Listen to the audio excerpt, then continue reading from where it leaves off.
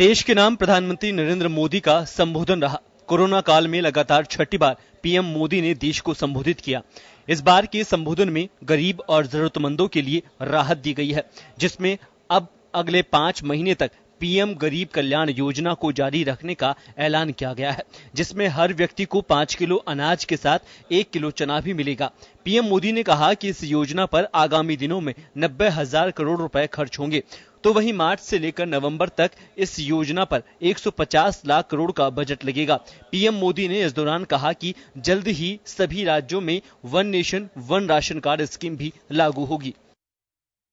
80 करोड़ से ज्यादा गरीब भाई बहनों को हर महीने परिवार के हर सदस्य को 5 किलो गेहूं या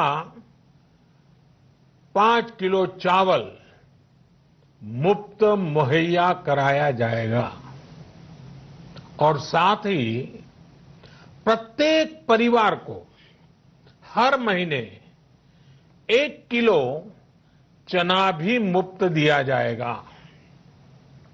साथियों, प्रधानमंत्री गरीब कल्याण अन्न योजना के इस विस्तार में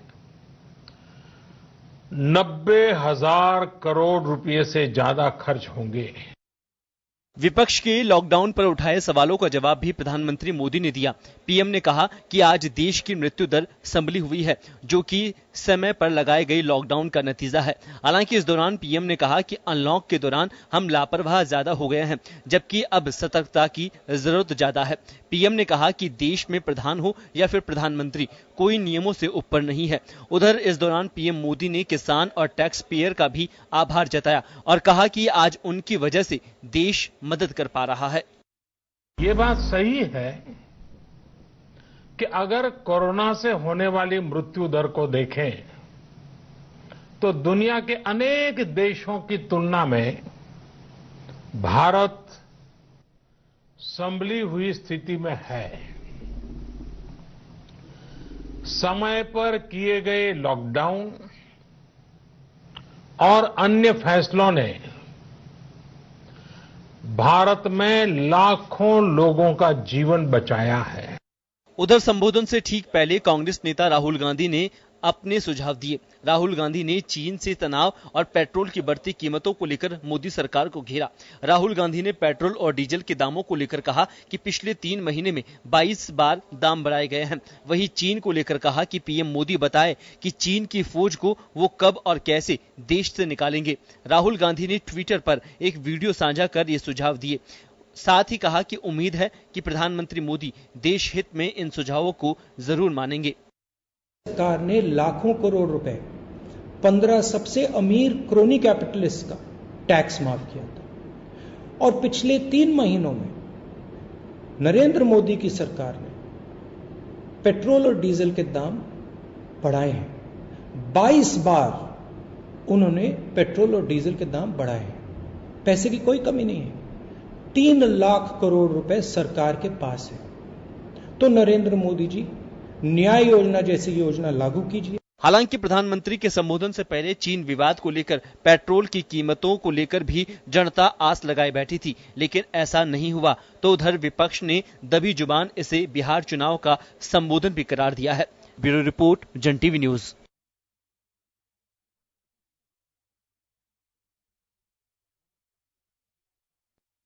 आपका मैं हूं योगेंद्र, आप देख रहे हैं खास खबर। खास खबर में हम बात करेंगे प्रधानमंत्री नरेंद्र मोदी की देश के नाम संबोधन की। इससे ठीक पहले राहुल गांधी ने भी सरकार को कुछ सुझाव दिए और बड़ी बात यह है कि प्रधानमंत्री के भाषण को सुनने के लिए देश के गृह मंत्री अमित शाह ने अपील की लोगों से कि ज्यादा से ज्यादा लोगों को सुनना चाहिए। हर कोई देखना चाह रहा था कि प्रधानमंत्री जी नया कुछ कहेंगे। संक्षिप्त भाषण रहा, कोरोना पे उनका फोकस रहा और उसी के इर्द गिर्द अपनी बात उन्होंने पूरी की। बड़ी बात अगर उनके पूरे स्पीच की करें तो 2 प्रमुख बातें इसमें। एक, प्रधानमंत्री गरीब अन्न कल्याण योजना, उससे 30 नवंबर तक बढ़ा दिया गया है। अभी इस योजना पे लगभग 90,000 करोड़ रुपए और खर्च होंगे, यानी कि लगभग 1.5 लाख करोड़ रुपए की ये योजना होगी। और one nation one ration card, इसका बेनिफिट जरूर मिल सकता है, लेकिन बड़ी बात यही है कि क्या अभी फूड सिक्योरिटी को लेकर के जो योजना है वो कितनी कारगर है। आज भी लोगों की शिकायतें आती हैं कि साहब राशन नहीं मिल पा रहा, मेरे राशन को कोई दूसरा डकार गया, उसके हिस्से की दाल वो खा गया। तो ये जो चीजें सरकारें योजना अच्छी बनाती है, इसमें कहीं कोई डाउट नहीं है, लेकिन इसे ठीक तरीके से उन हाथों में दे सकें, उस थाली तक पहुंचा सकें जिसको जरूरत है, तब तो मुझे लगता है कि कारगर होगी। अन्यथा तो फिर वही की वही चर्चाएं, अनाउंसमेंट कितनी कर दीजिए, कारगर नहीं होगी, सिरे नहीं चढ़ पाएगी तो फायदा नहीं होगा। तो एक राशन कार्ड एक देश, ये अच्छी बात है कि अगर बिहार का मजदूर महाराष्ट्र में भी रहेगा जाके तो वहां से राशन ले सकता है। ये मुझे लगता है कि एक काफी अच्छी बात होगी। लेकिन कुछ एक बातें उन्होंने और कही, नाराजगी जताई है कि अनलॉक 1 में मास्क नहीं लगाया आप लोगों ने, क्राउड जहां पे रहा वहां पे आपने प्रोटोकॉल को फॉलो नहीं किया। निश्चित रूप से होना चाहिए। उन्होंने बुल्गारिया के प्रधानमंत्री का जिक्र भी किया कि वो फेस मास्क नहीं लगा रखा था, उन्होंने 13,000 रुपए का जुर्माना उनसे वसूल किया गया। तो चलिए देश में ये कितना संभव है, लेकिन तमाम पहलों को लेकर चर्चा करेंगे। प्रधानमंत्री जी के स्पीच की मायने क्या है उसको लेकर के भी चर्चा करेंगे, और अनलॉक 2 आगे बढ़ रहा है उसको लेकर उन्होंने जो आगाह किया है, जो उन्हें चिंता थी उसका भी जिक्र किया है, टैक्स पेयर्स का आभार जताया है। 5 बिंदुओं में पूरा उनका स्पीच देखा जा सकता है। तो चलिए इस मुद्दे पर चर्चा करने के लिए हमारे साथ इस वक्त वरिष्ठ पत्रकार श्याम सुंदर शर्मा साहब जुड़े हुए हैं, भाजपा नेता मदन राठौड़ जी हमारे साथ हैं, कांग्रेस नेत्री ज्योति खंडेलवाल जी हमारे साथ हैं, आम आदमी पार्टी नेता देवेंद्र शास्त्री साहब हमारे साथ हैं। आप सभी का स्वागत है। मैं श्याम जी आपके पास आना चाहूंगा। जैसे ही आधा घंटे पहले से चैनल्स पे साइट्स पे फ्लैश चलना शुरू हुआ कि अमित शाह ने भी अपील की है कि ज्यादा से ज्यादा लोग सुने, कोई बड़ी घोषणाएं नरेंद्र भाई मोदी करेंगे। लेकिन इस अगर पूरे स्पीच का मजमून हम देखें, देखिए देश को संबोधित करना राष्ट्रपति का एक मैं कहूंगा कि अच्छी बात है। उनके स्पीच के कई मायने होते हैं, हर चीज रेखांकित करने योग्य होती है, बड़ी बातें होती हैं। लेकिन आज का जो स्पीच मोदी साहब का रहा, इसके किस तरह से देखा जाना चाहिए, क्या मायने इसके? देखिए योगेंद्र जी, सबसे पहली बात तो यह है कि प्रधानमंत्री जी आज राष्ट्र को छठी बार संबोधित कर रहे हैं, और सबको मालूम है कि जिस प्रकार से गरीब का वोट सबको चाहिए, आने वाले समय में बिहार का चुनाव होगा, फिर बंगाल का चुनाव होगा, फिर यूपी का चुनाव होगा, तो सब चीज हम सबको मालूम था कि गरीब नाराज हो गया सत्ता से, और उसको जिस प्रकार से सहयोग मिलना चाहिए था, जिसमें मजदूर भी है, आपका बाकी वर्ग भी है, तो वो सब चाहते थे कि किसी प्रकार से गरीब हमारे साथ रहे। अब 80 करोड़ अगर गरीब व्यक्तियों को अगर आप किसी तरह से अपने साथ बांधने के लिए कोई योजना को आगे बढ़ाओ, जैसे उन्होंने कहा कि आने वाला समय बीमारियों का मौसम होगा, इसके अलावा जो अनलॉकडाउन के अंदर जो लापरवाही बरती गई उसको लेकर के उन्होंने कोशिश की कि आम व्यक्ति तक वो पहुंचने का प्रयास करें और उनको ये बताने का प्रयास करें कि हम सरकार उन तक कैसे समर्थन करती है और उनके साथ कैसे रहना चाहती है। इसलिए उनका 1 nation 1 ration card, 1 nation 1 ration card बनाना एक बहुत बड़ी चुनौती है। कितनी जल्दी बन पाएगा, क्योंकि राज्य सरकारें सहयोग करेगी तो ये निश्चित रूप से योजना सफल हो पाएगी। अब राजस्थान में तो पहले से ही कहा है कि कहीं किसी भी 4 राज्यों का 5 राज्यों का कहीं भी ले सकते हैं। तो बात सही कि गरीब आने वाले समय में रोजी रोटी जी के लिए वापस से वो अपने स्थान पर लौटेगा, तो उसको वहां पर गेहूं मिले, उसके चना मिल जाए, क्योंकि उसको राशन तो फ्री मिल जाए, बाकी अगर वो थोड़ा बहुत कमा लेगा तो अपने परिवार को सर्वाइव कर पाएगा। आने वाला समय त्योहारों का समय भी होगा, तो उनका क्या खर्चे भी बढ़ेंगे। ऐसी वक्त में गरीब को कुछ न कुछ मिले, सरकार के माध्यम से मिले। तो उनका कि 90,000 करोड़ रुपया हम खर्च करने जाएंगे इसके बाद, और उससे पहले हमने खर्च किया है तो 1.5 लाख करोड़ हमने गरीब के तक पहुंचाने का प्रयास सरकार करेगी, क्योंकि और उन्होंने उनको धन्यवाद दिया जिसके कारण से हम इन तक पहुंचाने में सफल हो पाए। तो टैक्स पेयर जो भी टैक्स देने वाला ईमानदारी से देता है, और किसानों। तो प्रधानमंत्री जी ने कोशिश तो की कि जो जनता असली वोटर है और जो उनको आगे सत्ता में कायम रखेगा, 2024 की बात जो मदन जी कहेंगे कि हम 24 में भी वापस से आएंगे, और क्योंकि जिस प्रकार से कांग्रेस और विपक्ष ने मजदूर को और सबको अपनी तरफ ले जाने का प्रयास किया, तो लग रहा था कि सत्ता भी कोशिश करेगी कि वो भी कहे कि गरीब हम गरीब उनसे तो दूर आपको नहीं ये हैं। लग रहा है कि अन्न योजना जो है इसमें भी गलियां निकाली गई हैं? देखिए, हर राजनीतिक पार्टी चाहती है और सत्ताधारी पार्टी चाहती है। लेकिन श्याम जी, एक बात जानना चाहूंगा कि देश में चुनाव तो किसी न किसी राज्य में हर साल 6 महीने में होते रहते हैं। अगर कोई सरकार अनाउंसमेंट करती है तो फिर क्या कोई इसका एक तय रखा जाए कि इस समय अनाउंसमेंट आपको नहीं करनी चाहिए? देखिए योगेंद्र जी, जब उन्होंने छठ का नाम लिया, ये कार्यक्रम छठ तक लागू रहेगा। मतलब क्या? मतलब आप छठ के प्रोग्राम के लिए आपके लिहाज से वो दुर्गा पूजा भी कह सकते थे। दुर्गा पूजा भी क्योंकि पास में बंगाल है। तीज का त्योहार के लिए भी कह सकते थे कि राजस्थान में तीज का त्योहार आता है। देखिए, बहुत सारी चीजें राजनीतिक परिप्रेक्ष्य में प्रधानमंत्री जी बहुत नपातुला बोलते हैं और राजनीतिक तौर पर वो मजे में है। मदन जी कहेंगे, क्योंकि मदन जी करीब से को जानते हैं। वापस लौटूंगा आपके पास में। मैं देवेंद्र शास्त्री साहब के पास में जाना चाहूंगा। शास्त्री साहब, आपके पास आना चाह रहा हूं। किस तरह से देखा जाना चाहिए प्रधानमंत्री जी के स्पीच को? देखिए, प्रधानमंत्री जी ऐसे वक्त में देश को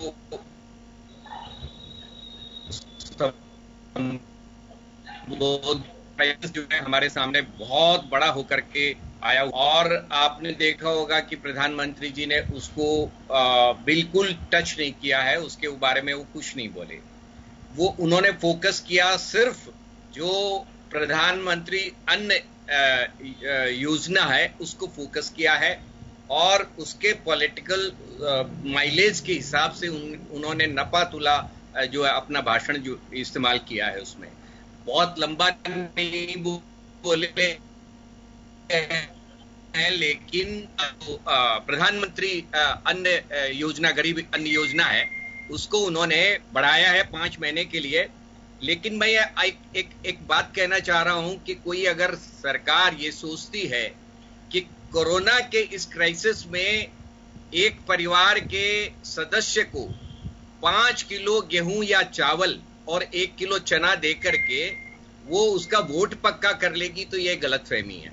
ये देखिए, परिवार के लिए है, पूरे परिवार के लिए 5 किलो अनाज 4 लोगों के लिए। हाँ, तो ये कुल मिला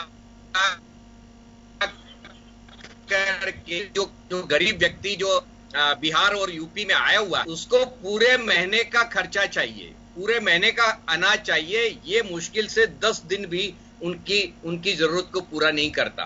तो ये तो एकदम स्पष्ट है कि हमारे यहाँ जो कुछ भी सरकार के स्तर पर, खास तौर पे सेंट्रल गवर्नमेंट के स्तर पर कोरोना क्राइसिस से जो पीड़ित लोग हैं, खासकर गरीब तबके को, मैं ये मानता हूं कि दूसरे देशों के मुकाबले के लिए हमने संकट खड़े किए हैं, उन लोगों के लिए हमने परेशानियां खड़ी की हैं। हिंदुस्तान में और कुछ नहीं हुआ है। आप देखिए, राजस्थान पत्रिका में एक गरीब आदमी कैसे हॉस्पिटल में भर्ती होता है और सरकारी संरक्षण में वो वो जान दे देता है। उसने अपना वीडियो जारी किया है जिसमें वो कह रहा है कि मेरा इलाज नहीं हो रहा है, मुझे जानवर की तरह यहाँ पटक दिया गया है और मेरा इलाज नहीं हुआ, और वो बाद में मरा हुआ मिला मोर्चरी में। ये हाल है इन सरकारों का। मैं किसी स्टेट का या सेंटर की बात नहीं कर रहा हूं, मैं पूरे हमारे हिंदुस्तान में जो कुछ भी हुआ है। प्रधानमंत्री जी ने कंपैरिजन किया कि अमेरिका के मुकाबले हमने इतने ज्यादा लोगों को अनाज दिया और ब्रिटेन के मुकाबले। अरे भाई, उन्होंने जो कुछ अपने नागरिकों के लिए किया है उससे कंपैरिजन करो। जर्मनी ने अब एक भी बेरोजगार अपने देश में नहीं होने दिया। उन्होंने जो कंपनियां बेरोजगार जो छंटनी करना चाहती थी उनसे कहा कि आपकी तनख्वाह हम देंगे, आप इनको छोड़िए मत। जर्मनी में बिल्कुल भी बेरोजगारी दर नहीं है। हमारे यहाँ बेरोजगारी 13 करोड़ लोग बेरोजगार हो गए एक झटके में। आप सोचिए कि ऐसे हालात में प्रधानमंत्री जी जो कुछ भी कह रहे हैं जी, उन्होंने टैक्स पेयर का एहसान जताया है, उन्होंने किसानों का एहसान जताया है, लेकिन मैं जानना चाह रहा हूं कि टैक्स पेयर को किस तरह की राहत सरकार के स्तर पर मिली। केवल भाषण, किसानों को क्या राहत मिली है? अभी मौसम, दो बातें हैं इसमें। आपको ये लगता है बेरोजगार जो हैं, बेरोजगार जिनके धंधे छिन गए हैं, जो लोग सड़क पे आ गए, उनके लिए किसी भी तरह की कोई तस्वीर दिखाई नहीं दे रही है उनकी स्पीच में। लेकिन बीजेपी का जवाब यह है इस पे कि 20 लाख करोड़ रुपए की योजनाएं उन्हीं लोगों के लेके आए थे हम। आप ग्राउंड पे देख लीजिए, ग्राउंड पे कुछ नहीं है, केवल देखिए सगुफे छोड़िए और केवल भाषण सुन लीजिए। ग्राउंड पे कुछ होता अगर आपको नजर आ रहा है तो बताइए। वापस लौटूंगा सर आपके पास, मैं ज्योति जी के पास जाना चाहूंगा। ज्योति जी, मैं वापस आऊंगा सर आपके पास। मैं ज्योति खंडेलवाल जी के पास जाना चाहूंगा। ज्योति जी, एक बड़ी बात उन्होंने कही है कि बुल्गारिया के पीएम बॉयको बोरिसेव, उनका जिक्र किया कि उन्होंने फेस मास्क नहीं लगा रखा था, 13,000 रुपए का जुर्माना उनसे वसूला गया। और ये बात कही भी कि किसी को कोई गलतफहमी नहीं रखनी चाहिए, प्रधान से प्रधानमंत्री तक कानून से ऊपर कोई नहीं है। तो एक इसमें लगता है कि प्रधानमंत्री ने आगे होकर के जो मास्क लगा के नहीं चल रहे, रूल्स को फॉलो नहीं कर रहे हैं, उन लोगों के लिए एक नसीहत है या उनका कहने के जो शब्द एक नजीर की तरह है? योगेंद्र जी, मैं ये कहना चाहूंगी कि जब हम बात करते हैं राष्ट्र के नाम संबोधन के किसी भी राष्ट्र प्रतिनिधि से, प्रधानमंत्री से, तो ये उम्मीद करते हैं कि पूरे विश्व के लिए, पूरे राष्ट्र के लिए एक बहुत बड़ा मैसेज जो है वो दिया जाएगा।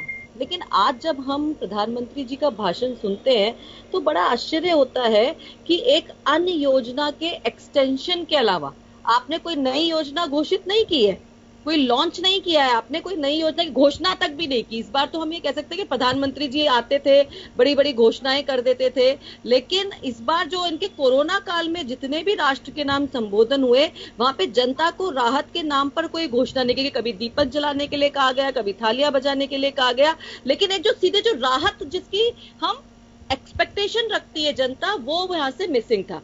जहां तक अनाज देने की बात है, उसका आपने सिर्फ एक्सटेंशन किया है। वो एक रूटीन की, दिनचर्या की, रोजमर्रा की जरूरत है जो इस समय गरीब व्यक्ति को चाहिए। लेकिन उन्होंने खुद ने जिक्र किया कि आगे आने वाला समय जो है वो त्योहारों का समय है। आगे आने वाले समय में लोगों की जरूरतें बढ़ेंगी, उनके खर्चे बढ़ेंगे। उन्होंने खुद ने अपने भाषण में इस बात को स्वीकार भी किया। लेकिन आपने उस खर्चे को, उस जरूरत को कि वो त्योहार भी थोड़ा सा मना सके अपने परिवार के साथ, उसके लिए कोई राहत दी? कोई राहत। एक अन्न जो है वो दिनचर्या की, रोजमर्रा की, भूख की, पेट की भरने के लिए, एक जीने के लिए जिसे हम कहते हैं, उसकी एक आवश्यक चीज है। और वो पिछले आपने कह रहे हो कि आप चला रहे थे, उसी को हम आगे चला रहे। तो एक जो आपको कैश राशि की उम्मीद की थी लोगों ने, राहत की कि इस त्योहारी सीजन में शायद हमें कुछ नकद राशि के रूप में भी कुछ राहत मिलेगी, जिससे हम अपने परिवार के साथ इस समय जो हमारी जरूरतें हैं उनको पूरी कर सकेंगे, जो पूरी तरीके से नदारद था।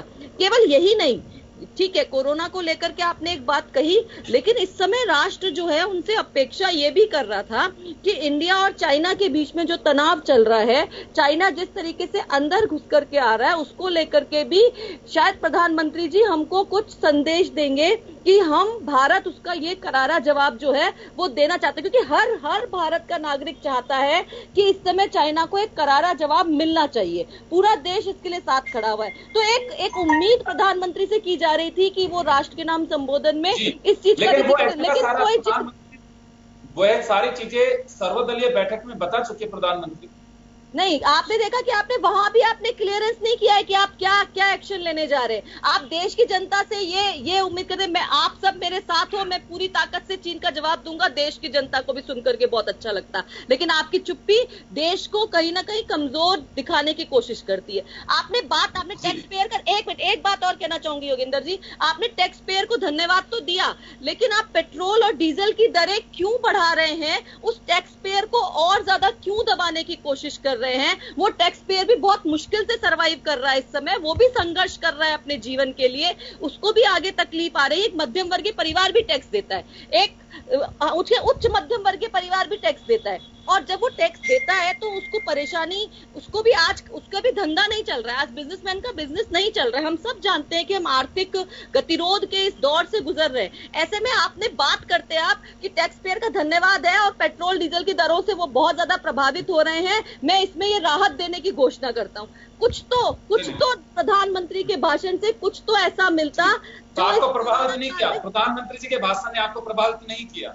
आप बताइए कैसे प्रभावित करें? क्या केवल पेट में एक रोटी देने की उस योजना के एक्सटेंशन को हम, जो कि सरकार की जिम्मेदारी होती है कि कोई व्यक्ति भूखा ना सोए, ये राजस्थान की सरकार में भी माननीय मुख्यमंत्री जी ने एक नारा दिया कि हम किसी को भूखा ना सोने। मैं मानती हूँ ये सरकार की बहुत बड़ी जिम्मेदारी है कि किसी व्यक्ति को भूखा ना सोना पड़े, और उस योजना का भी केवल एक्सटेंशन है ये। आप कोई नई योजना के साथ उनको कोई और ज्यादा राहत देने के काम के साथ नहीं आए, तो केवल एक्सटेंशन देने के लिए आप राष्ट्र के नाम संबोधन करते हैं, तो निश्चित रूप से कहीं ना कहीं प्रधानमंत्री के इस उद्बोधन के बाद एक निराशा जरूर होती है। लेकिन ये बात जरूर कहना चाहूंगी आज योगेंद्र जी कि हमेशा इस एक बात को लेकर के भी, जैसे दीपक जलाने की बात हो, या उसके लिए भी प्रधानमंत्री ने 40 मिनट का भाषण दिया था, लेकिन आज उन्होंने अपना ये भाषण 15 मिनट में समाप्त कर दिया। उनको जो बात कहनी थी वो उन्होंने अपनी 15 मिनट में कह दी, नहीं तो अदरवाइज इसको भी हमको शायद 40 मिनट के लिए सुनना पड़ता और मिलता। मदन राठौड़ जी के पास जाना चाहूंगा एक बार। मदन राठौड़ जी से, आप लोगों ने सबने अपनी बात कही है, मदन राठौड़ जी के पास जाना चाहूंगा। राठौड़ साहब, आपने सुना हमारे अतिथियों को भी, एक दो प्रमुख बातें हैं इसकी। एक प्रमुख बात यह है कि एक योजना ऑलरेडी जो चल रही है उससे एक्सटेंशन किया उसका, यानी कि विस्तार किया है। और दूसरी एक अच्छी बात है कि one nation one ration card. अगर एक व्यक्ति जयपुर का रहने वाला है, वो कमाने के लिए अगर मुंबई गया, चेन्नई गया या हैदराबाद गया, तो वहां से भी राशन ले सकता है। बहुत अच्छी बात है ये। कम से कम उसको जितनी जरूरत एक है उसमें भी अगर थोड़ा सपोर्ट भी मिलता है तो बाहर व्यक्ति के लिए एक राहत की बात होती है। लेकिन मुझे एक चीज बता सकते हैं आप यहाँ पे कि एक उन्होंने कहा कि प्रधानमंत्री हो चाहे गांव का प्रधान हो, सरपंच के लिए उनका जो कहना था वह कानून से ऊपर नहीं हो सकता, सब एक नजर में है। मुझे ये बता सकते हैं कि हिंदुस्तान में आज भी वीआईपी फोबियो जो बना हुआ है ये हट सकता है? कहना बहुत सहज है, क्योंकि ये मेरा जो सवाल इस वजह से है, मैं बहुत पीछे लेके जाना चाहूंगा आपको। छत्तीसगढ़ के इलेक्शन के दरमियान एक ऑब्जर्वर ने, जो आईएएस थे, प्रधानमंत्री जी के हेलीकॉप्टर को चेक क्या कर लिया, उसको सस्पेंड होना पड़ा। इस देश में संभव है ये सब चीजें कहना और करना? देखिए, सबसे पहले तो मैं ये बताना चाहूंगा, आपने जो सवाल किया उसका जवाब पहले दे देता हूं, फिर मैं जो माननीय अतिथियों ने जो अपने अपने विद्वानों ने जो भाषण दिए मैं उसकी बात भी बताऊंगा। देखिए, वीआईपी कल्चर तो प्रधानमंत्री ने 1 मिनट में 1 दिन में कर दिया। जैसे लाल बत्ती हटाई, तुरंत हटा दी, ये वीआईपी कल्चर खत्म कर दिया। मैं एक बात बता रहा हूं, 20 जून 2013 सुप्रीम कोर्ट का ऑर्डर था सर। हाँ जी, बिल्कुल आपने ऑर्डर की पालना की। लेकिन उस समय नहीं, ऐसा नहीं, बीच में नहीं बोले। उस समय कांग्रेस की सरकार थी। 1 मिनट सुनिए आप। उस समय कांग्रेस की सरकार थी, सुप्रीम कोर्ट के आदेश का पालन कांग्रेस ने नहीं किया, उसका पालन प्रधानमंत्री नरेंद्र मोदी ने किया। आपने 20 जून 2013 बोला ना? नहीं, 1 मिनट सुनिए। 20 जून 2013 कांग्रेस का शासन था, प्रधानमंत्री नरेंद्र भाई मोदी बाद में आए और उन्होंने इसको खत्म किया, कांग्रेस ने नहीं किया। अब दूसरी बात सुनिए, अशोक गहलोत तो सबसे पहले किया था। मैंने जब मेयर का कार्यकाल था, अशोक गहलोत जी ने अनाउंस किया, मेरी बात सुनिए, हमने हटाई थी लाल बत्ती। मैंने पूरी बात सुनी है। देखिए, प्रधानमंत्री जी का जो आज का भाषण अत्यंत महत्वपूर्ण था, उसको समझने वाला ही समझ सकता है, और अलग अलग नजरिए से जो देखेगा, जो पूर्वाग्रह से ग्रसित है। हमें भी समझ। 1 मिनट नहीं, बीच में तो नहीं ज्योति जी, मैंने नहीं बोला आपसे। बिल्कुल मदन जी, आप अपनी बात की। ज्योति जी आप सुनिए। मदन जी जो ग्रसित है, ज्योति जी, तमाम आरोपों का बड़े सब्र के साथ जवाब दूंगा। राठौड़ साहब ने सुना है, अब आप भी सुनिए। आप सुनिए, मैं ये निवेदन करूंगा कि देखिए, इस समय 2 संकट है देश के सामने। एक तो है कोरोना और दूसरा है चीन पाकिस्तान। ये हमारे सामने 2 संकट है। तो जब कोई भी युद्ध होता है तो देश की प्रत्येक जनता लड़ती है, अकेली फौज नहीं लड़ती, फौज सीमा पर लड़ती है, लेकिन देश की जनता जहां खड़ी है, जिस काम में लगी है, वहां पर भी वो लड़ती है। इसलिए जनता को उन्होंने आश्वस्त कर लिया कि कोई भी गरीब व्यक्ति है वो भूखा नहीं मरने देंगे हम, चाहे हमारी फौज हिंदुस्तान पर लड़ती रहे, हमारी फौज हिंदुस्तान पर लड़ती रहे। नेता निर्देश देते रहे, नेता को जो कर्तव्य निभाना है वो अपना कर्तव्य करता रहे। इंडस्ट्रीज को उन्होंने पैकेज दिया 20 लाख करोड़ का, जिसमें सभी लोगों को, यानी जैसे 28 फरवरी तक जिस उद्यमी ने जितना कर्जा उठाया हुआ था उसका 20% बढ़ा दिया उसके खाते में पहले से, ये आज उसका कम कर दिया। तो इंडस्ट्रियलिस्ट अपना इंडस्ट्री चलाए, ये पैकेज में शामिल है। इसी प्रकार से और मजदूर को जो स्ट्रीट वेंडर्स है उसको किस प्रकार से बैंक से कर्जा मिलना चाहिए, वो अपना ठेला चलाए, सब्जी बेचे, उसको 10,000 रुपए तक का कर्जा मिलेगा। शिशु लोन, वयस्क लोन मुद्रा योजना के माध्यम से मिले। बैंकों को निर्देश जारी कर दिए गए हैं और बैंकें उनको कर्जा दे रही है। कोई दारू पीने के लिए नहीं मिलते। प्लीज आप मेरी बात सुन लीजिए ना। आपने बोला, मैंने सुना है, तो आप मेरी बात सुन लीजिए। और यदि चीन से युद्ध हो जाता है, पाकिस्तान से युद्ध हो जाता है, तो सेना सीमाओं पर जवाब देने में सक्षम है, लेकिन देश का कोई भी नागरिक दुखी नहीं रहना चाहिए। ये आज मैसेज दिया है उन्होंने कि नवंबर तक प्रत्येक व्यक्ति को 5 किलो गेहूं या चावल और चना उसको मुफ्त में मिलेगा। 80 करोड़ लोगों को, यह हिंदुस्तान की 70% जनता के लिए पर्याप्त है। 135 करोड़ के देश में 80 करोड़ लोगों को यदि मुफ्त में अनाज देने की घोषणा कर दी जाती है, तो हिंदुस्तान के 70% जनता को यह मुफ्त में अनाज देने की बात हो गई। क्या आप अपना जीवन जिए, आराम से जिए, त्योहार मनाएं, आप अपना कोई भी कार्यक्रम करें, नियमित रूप से अपनी दिनचर्या चलाएं, सेनाएं जवाब देने में सक्षम है। और हम आपको ऐसा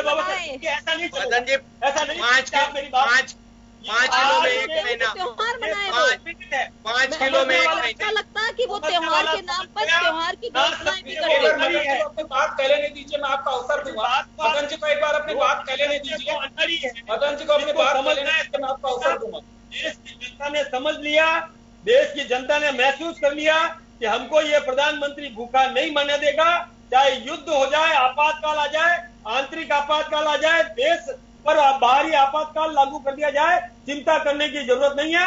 आप अपने काम में लगिए। हिंदुस्तान की फौज सक्षम है, हमारे गृह मंत्री या सक्षम है, विदेश मंत्री विदेशों से जो सहयोग चाहिए वो व्यवस्था करने में लगे हुए हैं। जो सैन्य सामग्री हमारे पास में आनी चाहिए वो सामग्री हमारे पास में आ गई है।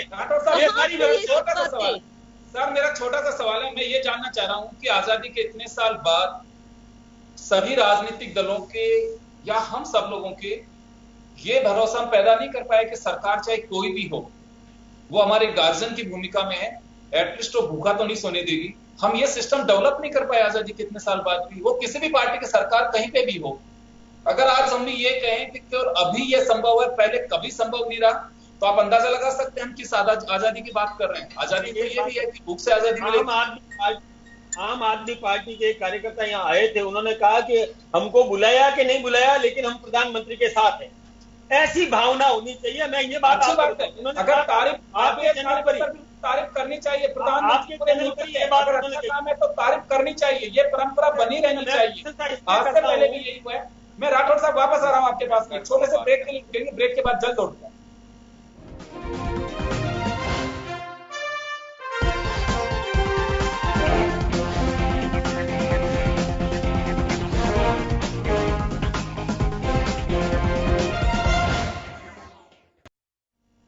ब्रेक के बाद एक बार फिर आपका स्वागत है। आप देख रहे हैं खास खबर। बात कर रहे हैं प्रधानमंत्री नरेंद्र मोदी के संबोधन की और उसके क्या है मायने, उसको लेकर के चर्चा कर रहे हैं। हमारे अतिथि हमारे साथ में जुड़े हुए हैं।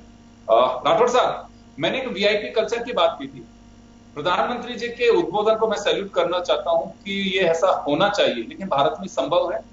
आज किसी एमएलए को अगर पूछ लिया जाता है कि सर एक बार मुझे कार्ड दिखा दीजिए, आप भी बैरिकेडिंग क्रॉस करके नहीं जा सकते हैं, तो कहा जाता है कि तेरे को लाइन भिजवा दूंगा। मुझे बताइए कि कैसे संभव है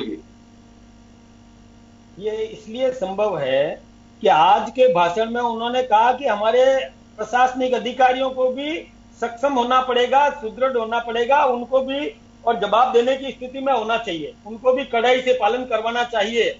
जब बुल्गारिया के राष्ट्रपति तक पर पेनल्टी इंपोज की जा सकती है तो किसी भी व्यक्ति पर क्यों नहीं की जा सकती, ये उन्होंने दिया। दूसरा, आज के भाषण में लोकल फॉर वोकल जो बात कही उसके बारे में भी बताऊंगा कि जब मैंने ये निवेदन किया था कि प्रत्येक व्यक्ति युद्ध लड़ता है, तो चीन को घुटने टिकाने के लिए सेकंड राउंड में लेना, हम सेकंड राउंड में। लेकिन मेरा जो छोटा सा सवाल है राठौर साहब, मेरा जो छोटा सा सवाल, मुझे ये बताइए, मेरा सवाल इसी वजह से मैं जानना चाह रहा हूं कि प्रधानमंत्री जी ने बुल्गारिया के प्रधानमंत्री का जिक्र तो कर दिया, लेकिन ये जिक्र मैं सवाल इसी वजह से कर रहा हूं, अदरवाइज तो बिल्कुल ठीक है। हेल्थ प्रोटोकॉल को सभी व्यक्तियों को अक्सर से पालन करना चाहिए। हमारी सेहत के लिए जरूरी है, हमारे पड़ोसी जो मेरे पास में बैठा उसकी सेहत के लिए जरूरी है, होना चाहिए। इस बात को यूं कहा जा सकता था, लेकिन जो उदाहरण उन्होंने बुल्गारिया के प्रधानमंत्री का दिया, सब देश में भारत के प्रधानमंत्री के लिए संभव है ये मैं इस वजह से पूछ रहा है कि एक हेलीकॉप्टर चेक ऑब्जर्वर कर लेता है, उसमें तो उसको सस्पेंड कर दिया जाता है। आप कह रहे हो मास्क की बात, ये जिक्र प्रधानमंत्री से प्रधान का जिक्र कि मुझे लगता है कि औचित्य नहीं था यहां करने का। कहना चाहिए था कि हर व्यक्ति को प्रोटोकॉल, बुल्गारिया का अगर उदाहरण दिया तो भारत में ये संभव है सर। देखिए, ये धीरे धीरे आदतें सुधरेगी नेताओं की भी। ये वीआईपी कल्चर जो है ना, एक सेकंड में समाप्त नहीं होता। ये निर्देश देना पड़ेगा और जनता में ये मैसेज देना पड़ेगा कि वो जो प्रशासनिक अधिकारी से अपने वीआईपी होने का दावा जताता है उसका सम्मान मत करो, उसकी उस इस हीन भावना को और उजागर करो, बताओ कि ये इसने ठीक नहीं किया, तब जाकर के वीआईपी कल्चर खत्म होगा। लेकिन प्रशासनिक अधिकारियों को भी कड़ाई से पालन करवाना चाहिए, क्योंकि वो कई लोगों से जुड़ता है वीआईपी और कई लोगों को परेशान कर सकता है, ये बीमारी फैला सकता है कई लोगों के बीच में। मास्क लगा के नहीं जाए तो कई लोगों को परेशान कर सकता है। हम लोग हर समय अपने साथ में रखते हैं और जब भी जरूरत पड़ती है कहीं भी बाहर निकलेंगे तो ये मास्क लगा करके निकलेंगे, डिस्टेंस मेंटेन करेंगे। लेकिन यदि किसी अधिकारी ने टोक दिया तो उसका सम्मान भी करेंगे। मैं गुजारिश नहीं करना चाहता हूं जन टीवी के तमाम दर्शकों से कि बात प्रधानमंत्री जी या किसी कलेक्टर या मदन राठौड़ जी की, श्याम जी की या हमारे अतिथियों की नहीं है। हम सभी से गुजारिश करते हैं कि निश्चित रूप से आप हाथ धोते रहिए, मास्क लगा करके रखिए। ये आपके अपनी खुद की अपनी जिम्मेदारी, आपकी सेहत की चिंता प्रधानमंत्री को भी है, एक आम आदमी को भी है, और वो हमें खुद को भी होनी चाहिए। ये बहुत जरूरी है, ये हमारे प्रोटोकॉल में होनी चाहिए कि अगर हम घर से बाहर निकल रहे हैं तो मास्क लगा के निकलें। अगर आपको हल्की जुकाम खांसी है तो घर में भी आप डिस्टेंस मेंटेन करें। ये हमारे दफ्तर में मैनेजमेंट की तरफ से बाकायदा गाइडलाइन है, हमें सिखाया जाता है कि इसमें कहीं कोई कोताही नहीं होनी चाहिए। आप चाहे शिफ्ट कम कर दीजिए, डिस्टेंस आप मेंटेन रखिए। ये प्रोटोकॉल आपकी सेहत के लिए बहुत जरूरी है, होना चाहिए। मैं सैल्यूट करता हूं सभी को कि ऐसा होना चाहिए। चलिए मैं वापस आऊंगा राठौड़ साहब आपके पास में, मैं श्याम जी के पास में जाना चाहूंगा। श्याम जी, कुछ एक चीजें कही है, लोकल को वोकल बनाना होगा, एक माहौल भी बन चुका है ये, और स्वतः लोगों के अंदर। देखिए, मुझे लगता है कि इस मुल्क को राष्ट्रभक्ति की परीक्षा या राष्ट्रभक्ति के लिए किसी को बताने की आवश्यकता नहीं है कि कौन राष्ट्रभक्त है कौन नहीं है। हर व्यक्ति, गांव में बैठा एक छोटा सा किसान, वह भी ये कहने लगा है कि छोड़े चाइना की आफत, खाद बीज भी वहां से आ रहा है तो कोई नहीं, एक फसल नहीं होगी, लेकिन उसको बहिष्कार कर दीजिए। ये सोच एक डेवलप हो चुकी है हमारे यहाँ, निश्चित रूप से लोकल को वोकल बनाने की। और ये कोरोना के दरमियान जब लॉकडाउन था, आपकी स्ट्रीट वेंडर्स, छोटी दुकानें, आपका जो ठेले पे सब्जी बेचने वाला था, उसने आपका बहुत सहयोग किया है। लेकिन मैं सरकारों से गुजारिश करूंगा, इसको स्लोगन ही मत बनाइए कि लोकल को वोकल बनाना है, आप उसकी परेशानी को भी समझिए। आज नगर निगम में आप देख लीजिए, जयपुर में या दिल्ली में कहीं पे भी देख लीजिए, एक ठेले वाला, उसके पास कोई रोजगार नहीं है, लाइसेंस के लिए उसने अप्लाई किया लेकिन ले नहीं पाया। क्या किया जाता है? सब्जियां उलट दी जाती हैं, ठेले को, उसके अरमान है उस ठेले के अंदर, उसके परिवार के, उसको तोड़ दिया जाता है। हम इस तरह से लोकल को वोकल बनाएंगे। श्याम जी, मैं जानना चाहता हूं कि वास्तव में कहना बहुत बढ़िया है, बहुत अच्छी बात है, एक माहौल क्रिएट करना चाहिए, होना भी चाहिए, लेकिन लोकल को वोकल कैसे बनाएंगे? जो परेशानी आपसे मैं शेयर कर रहा हूं, आप किसी चौराहे पे कहीं किसी स्ट्रीट में खड़े हो जाइए, 1 से 7 तारीख के बीच में क्या स्थिति होती है ठेली ठेलों वालों की, आप जयपुर में देख लीजिए, कैसे होगा लोकल से वोकल। देखिए योगेंद्र जी, मैं आज प्रधानमंत्री जी कहते हैं गरीब, पीड़ित, शोषित और वंचित की मदद करेंगे, उनको हम आगे बढ़ाएंगे। भारत को आत्मनिर्भर बनाने के लिए लोकल से वोकल तक ले जाएंगे। कहने की बात तो अच्छी लगती है, लेकिन जो अर्थव्यवस्था की स्थिति खराब हुई है और जो आज भारत की स्थिति दयनीय हो गई है, अब प्रधानमंत्री जी कह रहे थे हमने, देखिए जो आपका मजदूर बेरोजगार है उसके लिए हम 50,000 करोड़ का एक वो देकर के रोजगार देने की बात की शुरुआत की है, उसको बढ़ाएंगे। लेकिन सारी चीज सब कुछ समझ में नहीं आ रही है। आज जो स्थितियां बिगड़ गई है, उन्होंने कहा कि हमारे सारे राज्य सरकारों ने हमको सहयोग किया और भामाशाहों ने सहयोग किया, उसके कारण से कोई गरीब नहीं सोया। तो देखिए, राजस्थान का अगर आप जिक्र करते हैं तो मुख्यमंत्री ने तो कहा था कि 80 करोड़ रुपए का गेहूं खरीद के जब केंद्र सरकार नहीं दे रही थी तो उन्होंने तो दिया, ये हर राज्य का मुख्यमंत्री चाहता है कि उसकी वाहवाही हो और उसका गरीब उसका रहे, गरीब छूटे नहीं। इसलिए प्रधानमंत्री गरीब अन्न योजना शुरू की। अब गरीब को आप देना चाहते हो, कहना चाहते हो 160 ग्राम अन्न दे रहे हो रोज का, 40 ग्राम दे रहे हो आप दाल उसको या चना दे रहे हो। क्या 100-200 ग्राम रोज में व्यक्ति भर पेट खाना खा सकता है क्या? ये मदन जी आज बता दें। भर पेट खाने के लिए तो कम से कम आप देखिएगा कि स्कूल में जो आप पोषाहार का कार्यक्रम चलता है, इतना ही उसको देते हैं गेहूं। अब एक व्यक्ति को, बड़े व्यक्ति को, वयस्क व्यक्ति को भी अगर आप इतना ही गेहूं दोगे और बच्चे को भी इतना ही दोगे तो उसको किस प्रकार थोड़ा बढ़ाया जाना चाहिए था। निश्चित रूप से संकट का इस देश में संकट आया है, क्योंकि ये ऐसा संकट है जो कि कभी सोच नहीं सकता था कोई। कोरोना बीमारी कोई गरीब देखती नहीं है, अमीर नहीं देखती, आती है, लेकिन उस अमीर के पास कुछ बचत होती है तो वो अपना काम चला जाता है। इस देश में पीएफ कब निकाला जाता है? 280 करोड़ रुपए महीने का पीएफ लोगों ने निकाला है, बड़ी तादाद में निकाला है संकट के समय, क्योंकि उसको 8.5% ब्याज मिल रहा था, उसने निकाला। उसको पता है कि मैं आगे क्या होऊंगा, नहीं रहूंगा, तो संकट रहेगा नहीं रहेगा, मेरी नौकरी रहेगी नहीं रहेगी। एक बहुत बड़ा अस्थिरता का माहौल इस देश में जो पैदा हुआ है, निश्चित रूप से कहा जा सकता है कि संकट सबके लिए है।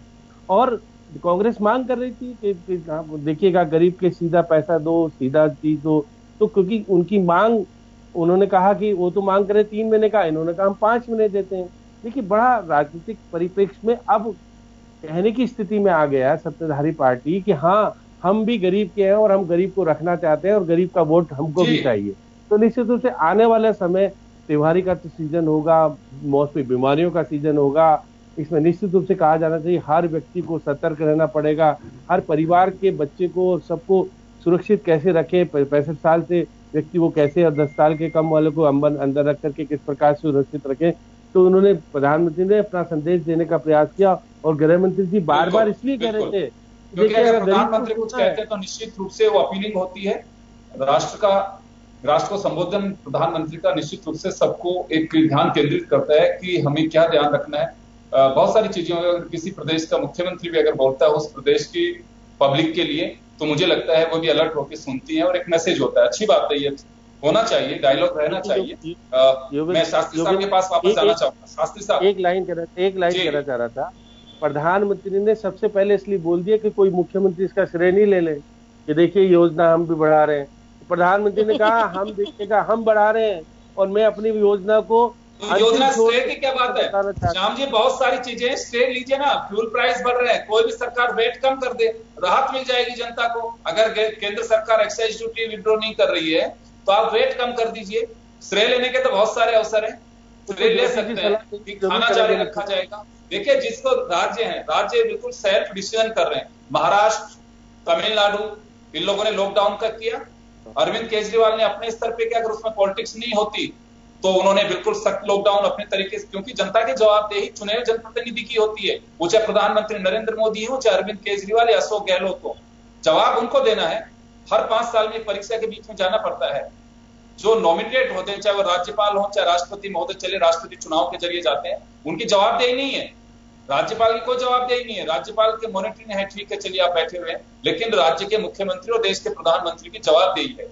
मैं शास्त्री साहब आपके पास आना चाहूंगा एक बार फिर जी। अनलॉक 2 से ठीक पहले अनाउंस और जो अपना संबोधन रहा प्रधानमंत्री जी का, मैं एक बात जानना चाहता हूं कि लोकल को वोकल किया जाना चाहिए। ये पब्लिक डिमांड है, पब्लिक से बीच से निकली हुई बात है। वो बेशक राजनीतिक अंदाज में उसे किसी भी तरह से कोई स्लोगन में दे सकता है, लेकिन अभी भी कुछ बाधाएं हैं। लोग मानसिक रूप से जुड़ रहे हैं। तो ऐसा आपने देखिए, बहुत आप पॉलिटिकल पार्टी से बाद में जुड़े हैं, आपका एक लंबा एक्सपीरियंस है कॉमर्शियल और इस तरह की जो रिपोर्टिंग है उनका। मैं लोकल से वोकल को लेकर के आपसे जानना चाहूंगा कि वास्तव में कहना बहुत अच्छा है, होना भी चाहिए, बहुत लंबे समय से डिमांड है, पर ये कुछ लग रहा है कि इसमें जो खामियां हैं, पेचीदगियां हैं, सरकार दूर करना चाह रही है। देखिए अनफॉर्चुनेटली प्रधानमंत्री नरेंद्र मोदी जी जब से इस देश के शीर्ष पर आए हैं, तभी से इन्होंने बहुत सारी योजनाओं की शुरुआत की, लेकिन वो स्लोगन तक सीमित रही।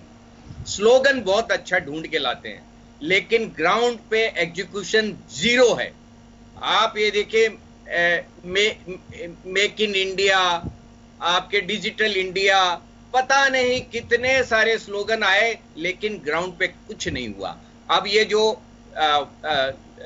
वोकल फॉर लोकल जो है, ये मैं आपको ये बताना चाह रहा हूं कि अभी जो ताजा ये जो चाइना के अगेंस्ट हम लोग एक्शन ले रहे हैं, मैं ये पूछना चाह रहा हूं कि पिछले 8 साल में चाइना ने, जिसके पास महज 30 से 40% आपका बिजनेस था हिंदुस्तान का, पिछले 8 साल में वो 70 से 75% बिजनेस पे कंट्रोल कर चुका है। ये मोदी जी के कार्यकाल में हुआ है। इतना गंभीर जो है, आपने अपना पूरा का पूरी इकोनॉमी जो है वो एक ऐसे देश के हाथ में दे दी है जो कि आपको बहुत आसानी से क्लच में से छोड़ने वाला नहीं है। अब ये जो आपने, मैं इसको इस नजरिए से देखता हूं कि हालांकि जो 59 ऐप जो बैन किए हैं सरकार ने, वो तो हालांकि चाइना के अगेंस्ट एक एक्शन के तौर पे किए हैं, लेकिन आप इसको इस नजर से भी देखिए कि हिंदुस्तान में भी बहुत सारी कंपनियां हैं जो ऐप बनाती हैं। हमने किसका प्रमोशन किया? पेटीएम का प्रमोशन किसने किया? प्रधानमंत्री ने किया। दूसरे तमाम इस तरह के वेंचर्स का प्रमोशन मोदी जी ने किया। अब आकर के स्लोगन दे रहे हैं कि वोकल फॉर लोकल। मैं कह रहा हूं कि लोकल फॉर वोकल के लिए लोकल को आपको पैरों पे खड़ा करना होगा। उसके लिए आपके पास क्या सामान है? ग्राउंड पे आपने क्या काम किया है? नए जो आने वाले वेंचर्स हैं उनको आपने किस तरह से मदद की है? बाकी चाइना के अंदर अगर इंडस्ट्री खड़ी हुई है तो उन्होंने आधारभूत ढांचा बना करके अपनी जनता को दिया। उसके बाद कहा कि अब आप अगर विदेशों में जाएंगे तो सबसे सस्ता माल लेकर के जा सकते हैं। मुझे बताइए कि डीजल के भाव जिस लेवल पे हैं, पेट्रोल के भाव जिस लेवल पे हैं, इसमें क्या कोई इंडस्ट्री वाला सस्ता माल बना करके चाइना या इवन बांग्लादेश या श्रीलंका के मुकाबले भी खड़ा हो सकता है? बिल्कुल नहीं हो सकता। तो ऐसे में ये सब स्लोगन जो है ये मजाक लगते हैं। ये एक ये समझ लीजिए कि हिंदुस्तान के यंग एंटरप्रेन्योर्स के साथ मजाक है, मैं ये कह रहा हूं। दूसरा, मैं एक वीआईपी वाले पे भी एक स्पष्टीकरण देना चाह रहा था कि जो वीआईपी कल्चर खत्म करने की बात थी, ये कांग्रेस के रिजीम में ये प्रोसेस शुरू हुआ था, थोड़ा थोड़ा प्रेशर की वजह से, क्योंकि उस वक्त बीजेपी जो है वो विपक्ष में थी। तब बीजेपी वाले बहुत हल्ला मचाते थे। लेकिन मैं आपको बताना चाहता हूं, एग्जाम्पल के तौर पे बताना चाहता हूं कि भारतीय जनता पार्टी का जब से शासन आया है तो भारतीय जनता पार्टी के नेताओं के लिए, एमएलएस के लिए, एमपीज के लिए या मिनिस्टर्स के लिए कोई नियम नहीं है, कोई रूल नहीं है, कोई प्रोटोकॉल नहीं है और कोई भी कॉन्स्टिट्यूशनल इंस्टीट्यूशन के लिए मायने नहीं रखता। ऐसा क्यों लग रहा है? देखिए, रूल्स प्रोटोकॉल है तो सभी को फॉलो करना पड़ता है। मैं आपको एक छोटा सा एग्जांपल दे देता हूं, उसके बाद मैं अपनी बात पूरी करता हूं कि अभी एक कोरोनिल नाम की दवा हमारे देश में पेश की बाबा रामदेव जी ने। अब बाबा रामदेव जी का क्या ओरा है ये आप जानते हैं सरकार के अंदर। एक आयुष मंत्रालय ने मुश्किल से 6 घंटे के लिए उनकी स्वीकृति रोक पाए, जबकि ये सबको पता है कि कोई किसी तरह का प्रॉपर कोई जांच और चेक और टेस्ट कुछ नहीं हुआ। यहां पर स्टेट गवर्नमेंट कह रही है कि हमें कुछ पता ही नहीं है, कुछ भी नहीं हुआ है। इसके बावजूद आयुष मंत्रालय ने उनको सर्टिफिकेट जारी कर दिया है और उनको कह दिया कि आप तो बेचिए। क्यों? क्योंकि वो वीआईपी हैं, इस सरकार के वीआईपी हैं। उनके आगे कोई आयुष मंत्रालय नहीं है, कोई मिनिस्टर नहीं है, कोई प्रोटोकॉल। मैं ज्योति जी के पास जाना चाहूंगा। ज्योति जी, मैं एक बात कहना चाहूंगा, आपकी पार्टी के नेता उन्होंने मोदी साहब के संबोधन से ठीक पहले कुछ सुझाव दिए कि चाइना को लेकर के बताना चाहिए कि चाइना की सेना को पीछे कब हटाएंगे, कब दूर करेंगे बॉर्डर से। एक बात। दूसरी, न्याय योजना की बात कही कि हम अगर गरीब की मदद करनी है तो न्याय योजना जो हम लोग अनाउंस किए हैं उसके जरिए करिए। चलिए, अब आफ्टर ब्रेक यानी कि संबोधन के बाद फिर एक उन्होंने शेर और शायरी के अंदाज में उन्होंने एक बात कही कि तू इधर उधर की ना बात कर, ये बता काफिला कैसे लूटा। मोदी साहब पे एक तंज था ये। तो मुझे बताइए कि बीजेपी कहती है कि राहुल गांधी को ऐसे समय पे ऐसे सियासी बयान नहीं देने चाहिए जो वो दे रहे हैं। अमित शाह साहब ने एक दिन पहले ही कहा। मैं बिल्कुल साफ कहना चाहूंगी आपको, कांग्रेस की तरफ से आप शुरू से देखेंगे, चाहे वो कोरोना से लड़ाई की बात हो और चाहे वो चाइना से संघर्ष की बात हो, दोनों इस समय हमारे सामने बहुत दो बड़े क्राइसिस हैं। कांग्रेस ने हमेशा यही कहा कि इस कोरोना से इस लड़ाई में हम पूरी तरीके से साथ हैं, कोई सियासत नहीं करना चाहते, कैसे गरीब से गरीब व्यक्ति को राहत मिल सके उसके लिए ही हम बात करना चाहते हैं, उसके लिए जो सहयोग हो सकेगा। और कांग्रेस पार्टी के एक एक कार्यकर्ता ने इस दिशा में अपने कदम उठाए भी और जनता को ज्यादा राहत पहुंचाने की कोशिश भी की।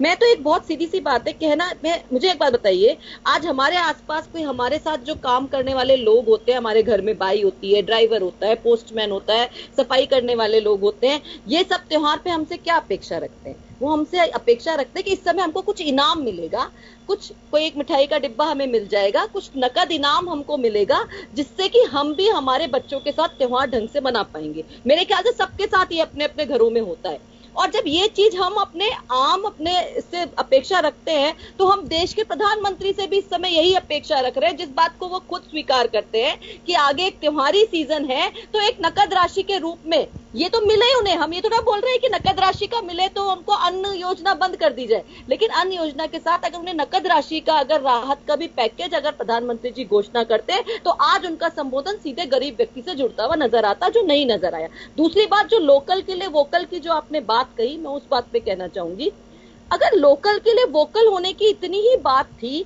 आपने चीनी ऐप जो है उनको बैन भी किया है इसके लिए, तो फिर आप अपने, चाहे वो मन की बात हो और चाहे वो आज का संबोधन हो, उस संबोधन में लोगों से क्यों नहीं अपील की आपने कि हमने ये 55 ऐप बैन कर दिए हैं, इनको हमको यूज नहीं करना है। चलिए, ये बात बिल्कुल सही कही थी अभी शास्त्री जी ने कि आप अपने देश का तो कोई प्रमोशन कर ही नहीं रहे हैं, कोई उसके लिए तो आगे बोल के लोकल के लिए वोकल बोल देना नहीं होता। जैसे आप विदेशी कंपनियों का प्रमोशन करते हैं, वैसे आप कुछ यहाँ के लोकल का भी प्रमोशन करते। चलिए, वो तो नहीं कर रहे, पर आप चीनी शब्द का ही इस्तेमाल नहीं करना चाह रहे, उसका विरोध ही नहीं करना चाह रहे अपने, चाहे वो आपने मन की बात की हो, चाहे आज राष्ट्र का संबोधन किया हो, जहां पूरे लोग साथ है। कौन सी सियासत कर रहे हैं आप बताइए? हमने चीनी लड़ाई में भी, चीनी के साथ जो संघर्ष में की बात आई, तब भी कांग्रेस पार्टी ने ये कहा कि हम आपके साथ खड़े हैं, आप निर्णय लो, आप जो भी निर्णय लोगे हम साथ खड़े रहेंगे। हर कार्यकर्ता से लेकर के सोनिया गांधी जी तक ये बात कह रही हैं कि चीन का जिक्र नहीं कर रहे हैं,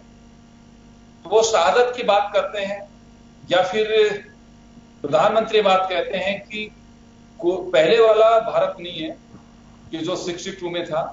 भारत बहुत मजबूत भारत है, और कोई ये ना समझे कि कोई भारत की 1 इंच भी जमीन दबा लेगा, तो चाइना की ओर ही तो इशारा है वो। तो मैं यही तो कहना चाहती हूँ, ये तो बिल्कुल, चलिए प्रधानमंत्री ने स्वीकार तो किया कि 62 के बाद हम स्ट्रांग हुए, तो कांग्रेस के शासनकाल में बार बार बोलते हैं तो स्ट्रांग तो हुए, ये तो स्वीकार किया उन्होंने। दूसरी बात लेकिन जमीन पे कब्जा किया। मैं कहना, यही तो हम कह रहे थे कि प्रधानमंत्री जी चीन को जवाब देने के लिए जो भी निर्णय लेना चाहते हैं उसमें पूरा देश उनके साथ खड़ा है, कांग्रेस पार्टी भी उनके साथ खड़ी है, लेकिन आप बताओ तो सही कि करने क्या जा रहे हो, आप बताओ तो सही कि जवाब कैसे देने जा रहे हो। लेकिन वो साथ में झूला, लेकिन आप अपने मन की बात में भी जिक्र नहीं करते। आप राष्ट्र के नाम संबोधन देते, सब पूरे देश की जनता सोचे बैठी थी कि चीन को कुछ करारा जवाब मिलेगा, जो बैन किए गए उसके लिए अपील कर लेते हैं आप लोगों से। आप बोलते हो प्रधानमंत्री की अपील का बड़ा असर होता है उनके बारे में। टाइम कमी में मदन राठौड़ जी के पास चला जाऊं, राठौड़ साहब को जवाब भी देना है, राठौड़ साहब को जवाब देना है, जनता को राहत देने वाली बात नहीं। बिल्कुल, राठौड़ साहब को जवाब देना है। राठौड़ साहब, आपके पास आना चाह रहा हूं। लोकल से वोकल पे सवाल उठे, चाइना का जिक्र नहीं किया जा रहा, प्रधानमंत्री जी एक बार जिक्र नहीं किया अभी तक उन्होंने चाइना का, ये कांग्रेस का ऑब्जेक्शन है। और राहुल गांधी जी ने भी बिल्कुल तंज कसते हुए पूछा भी है उनसे, पहले तो पूछा न्याय योजना को लेकर के, और उसके बाद पूछा कि चले मैं वापस से उसको बता देता हूं कि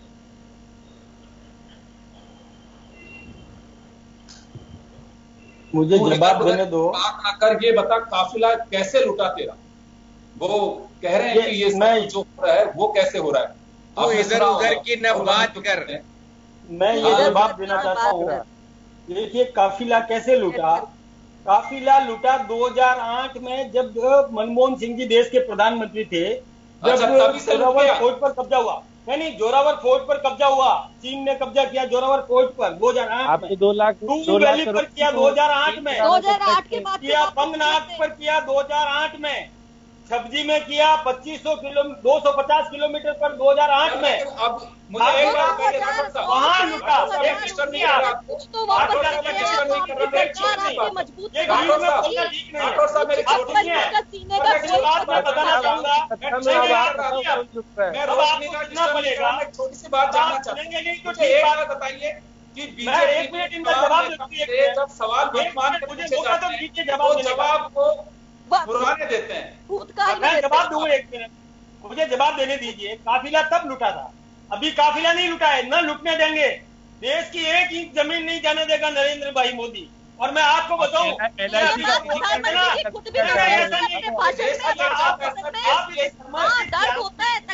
ऐसे बोलेंगे तो मैं आप ये ठीक बात नहीं है ज्योति जी, आप बात सुनिए। देखिए, अन्नपूर्णा योजना वसुंधरा जी ने चालू की थी, कांग्रेस ने आते ही बंद कर दी। उस गरीब का निवाला किसने छीना? इस कांग्रेस ने छीना। अभी आपने इंदिरा गांधी के नाम नहीं, ऐसा नहीं चलेगा। ठीक से बोलना ठीक नहीं है, आप कुछ भी बोलते रहे, मैं सुनता रहा। अब मुझे बोलने दीजिए, राठौर साहब को बोलने तो दो। हाँ, बोलने दीजिए। आज आपको एक बात बताऊं, हिंदुस्तान की फौज को सफल किसने किया? राफेल किसने दिया? ये तो चिल्ला रहे थे ना। अपाचे किसने दिया? ये नरेंद्र भाई मोदी ने दिया। मिग 31, सुखोई 31, ये किसने ला करके दिया? ये नरेंद्र भाई मोदी ने दिया। और राजनाथ सिंह जी ने अभी समझौता किया, ये हिंदुस्तान की फौज के पास में आया। 1 इंच जमीन नहीं जाने देगा, लेकिन कोरोना से बचने का सुझाव दिया। ये बात भी हम सबको समझने की जरूरत है। ये छिद्रान्वेषण की आदत छोड़िए, राष्ट्र के साथ जुड़िए। इस समय ये काफिला लुटने की बात या सेना पर प्रश्न उठाने की बात छोड़ दीजिए। आप राहुल जी को परिपक्व करो। ऐसी छोटी छोटी बातें जो बच्चा भी समझता है, वो बातें ये नहीं समझ पा रहे हैं, इनको समझाने की जरूरत है। इस समय एक मुखी होने की आवश्यकता है। मैं आपको ये बताना चाहूंगा, ये आप ऐसी बातें कर करके देश को गुमराह कर रहे हैं, सेना को कमजोर कर रहे हैं, दुश्मनों के साथ समझौता कर रहे हैं। अरे चीन जाकर के राहुल गांधी जी आए थे, वो चीन की पीठ थपथपाने की बात करते हैं। विचार करने की जरूरत है। इस समय एक मुखी होइए। प्रधानमंत्री मजबूत है, प्रधानमंत्री सक्षम है, सही निर्णय लेगा, देश की नाक नीची नहीं होने देगा। आप साथ में जुड़िए। अरे आप इस समय विपक्ष की भूमिका आप कमी निकालो ना, लेकिन कमी हो तो निकालो। केवल इस विषय पर चर्चा बात कर लो। योगेंद्र जी, LIC को ऐसे ऋण दिला दिया जो कि घाटे में हो रहे हैं। 5,000 करोड़ रुपए की IDBI बैंक को दिया आपने, वहाँ NPA बढ़ा दिया। मदन जी सारा दोष विपक्ष का है और देश की जितनी भी संस्थाएं हैं उनको खत्म कर रहे। मुझे समझ नहीं आ रहा है, आप बोल रहे हैं कि जब आप 1 इंच जमीन नहीं चले देंगे तो यही बात बोलते ना आपके प्रधानमंत्री जी, क्यों नहीं बोलते? हम तो यही सुनना चाहते थे उनसे। समय का अभाव है, 30 सेकंड में अपनी बात, 30 सेकंड में अपनी बात राठौर साहब को चले नहीं दी। राठौर साहब अपनी बात पूरी करते हैं। सर्जिकल स्ट्राइक पर प्रश्न करते हैं। ये विचार करने की जरूरत है। ये चीन की भाषा बोलना छोड़ दो, दुश्मनों के साथ समझौता मत करिए। प्रधानमंत्री जी चीन शब्द बोलने में परेशान हो रहे हैं, वो नहीं निकल रहे उनके मुंह से, इतना डर रहे हैं वो। परिपक्व करो, ये बचकानी आदतें चले। मैं बात करूंगा, वो डबल हुआ ये है कि प्रधानमंत्री नरेंद्र मोदी के उद्बोधन के अपने मायने हैं। उन्होंने साफ कहा है कि जो गरीब अन्न कल्याण योजना है उसको विस्तार किया जा रहा है। नवंबर तक के हर गरीब को जो 90 इस योजना को आगे लेकर के और करीब 1.5 लाख करोड़ रुपए इस पे खर्च होंगे। और ये मोटी जो बात है, राशन कार्ड के जरिए अगर कहीं पे भी कोई रह रहा होगा तो उसे राशन मिल सकेगा, ये एक बड़ी बात इसमें कही जा सकती है। लेकिन फिर हम अपील करेंगे आपसे कि मास्क को मत छोड़िए। अगर आप बाहर निकल रहे हैं, देश के प्रधानमंत्री कहें या फिर आप खुद सोचे, निश्चित रूप से मास्क हमारे जीवन का एक आधार बनकर के रह गया है। जब तक कोरोना का खतरा है, आप अपने हाथ को धोइए और निश्चित रूप से हेल्थ प्रोटोकॉल का आपको पालन करना है। और चलिए, आप सभी का बहुत बहुत शुक्रिया। खास खबर में इतना ही, दीजिए इजाजत, नमस्कार।